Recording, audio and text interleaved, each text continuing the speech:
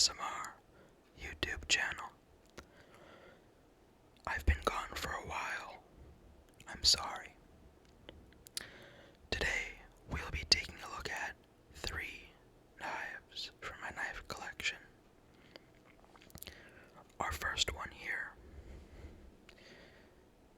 is a folding fillet knife for fishing.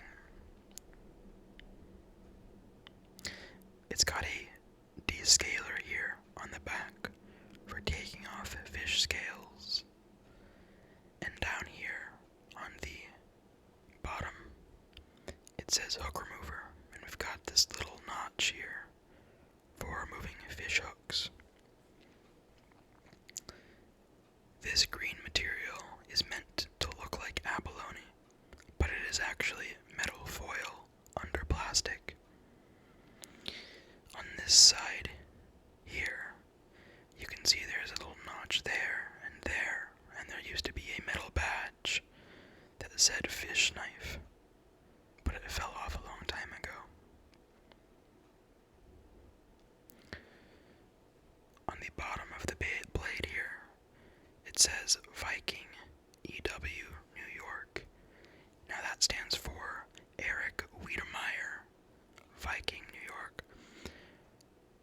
It was not actually made by Eric Wiedemeyer, but by the famous company, well, famous for knives, K-Bar, in sometime between 1930 and 1950.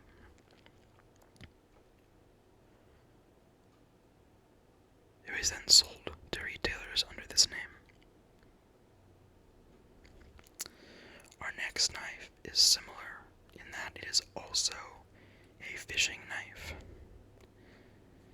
This is what is known as a floating fish knife because it is made out of wood, so it floats when you drop it off your boat.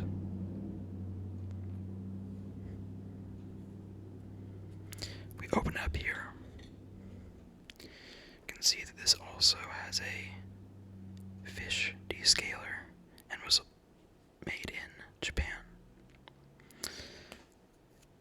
These were very common in the 50s to 70s as being made in Japan and then exported to be sold in tuber shops and things like that.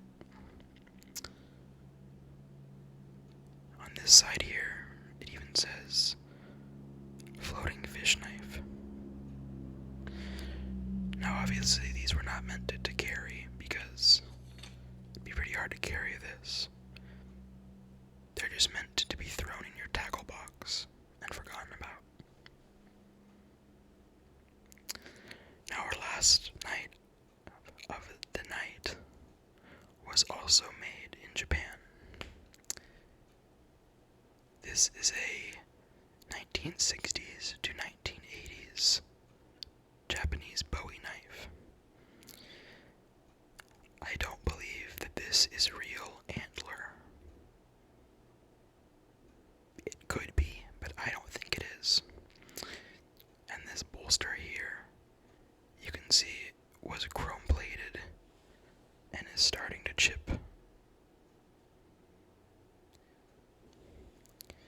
I've also struggled to get this sharp ever because of all of these things, and because there's no name on it. I believe this to be a very, very cheap knife. Now, the only reason it's really in my collection is because of how I came to have it. My grandfather is a hoarder, and I was helping my father clean out my grandfather's barn. And on a shelf, there was this. The blade was completely covered in rust, and I asked my grandpa if I could have it, and he just didn't care. And I spent a lot of time cleaning this up, sharpening it. It was my